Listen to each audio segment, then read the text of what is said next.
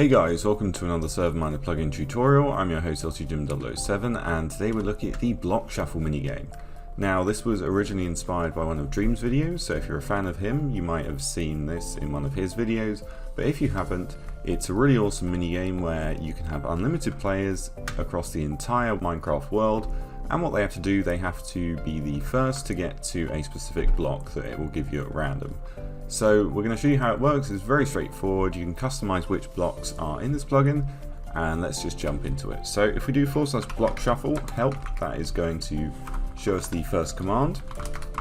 And as you can see, there's only really 4 commands, so you can start, stop, pause, and obviously reload it. So let's go ahead and do /bs start and see what happens. Now when you start, this is going to teleport every single player to a random location. Unfortunately for me, it spawned me in the middle of an ocean, which is not very helpful. And you can see on the right we have a timer. There are 2 players, so I've got my other account on here as well. My current score is 0, and then the block I need to find is green wall. Now unfortunately for me, I'm on an island which doesn't appear to have any sheep. So for me, this would probably be quite difficult to win. So I'm going to come over here, see if I can find some sheep. Now I'm actually going to cheat a little bit and just use creative mode to show you what it's like. So if I grab some green wool, and then all you need to do is just stand on top of it, and then it will say in chat, LTJim has found their block, it tells everyone, and then we're just waiting for the other players to find their blocks as well. So I believe that's my other player down there, and then let's see what his block is. Bookshelf, and let's go ahead and grab that for him, and then he can pop it down, step on it, and it says, my other account has found his block, and then now I've got to find red wool. So there is a long list in the config file of all the blocks that you can find. Obviously you can add and remove blocks, some are harder to find than others, but in this case we would want to find a red wool block. Here we go, and then we've got 4 minutes to find that, and there we go, we found it. Obviously in creative mode it makes it super easy, but if this was just normal survival and you're teleported somewhere random, it can be pretty tricky. And there's actually some sheep, so this wouldn't be a too bad place to be teleported. So obviously there's other commands. If you do bs reload, that will reload any changes you made into the config file.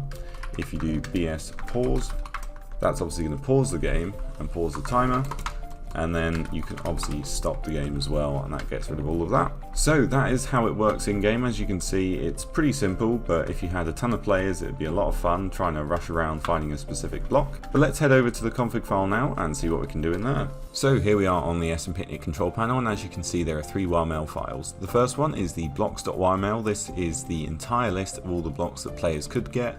Obviously if you're going to get something like anvil, that could be very tricky if there's not a village nearby or you don't have lots of iron. If you get something like wood or logs, that would be very easy. So you can see there's a massive variety of things you can get. You can obviously remove stuff and add stuff to your liking. Then if we go back to the main config file, there's only a few things in here we can change. So we've got the timer, you can set the scoreboard and action bar to on or off if you want. You can actually turn off the random teleport, so if you don't want that, so you land up in an ocean like I did, you can set that to false. You can set a border, so around the maximum possible coordinates, and then the border limit, which is 2000. So that is what you can do in the config file, very small, but there's a couple of cool options in there. And then finally the language file, which is just going to be everything that pops up in chat and the prefix. If we head over to the spigot page, you can see it's updated from 1.8 to 1.17. It was updated a few days ago. And you can see here's all the info about it and the commands and permissions. If you do have any issues or ideas for the plugin, you can contact support over here. So if you want to download it, head over to the spigot page. And if you want a server to host it on, check out ServerMiner.com for the best and cheapest hosting around. But that's it for me. Subscribe, like, comment, and I'll see you next time.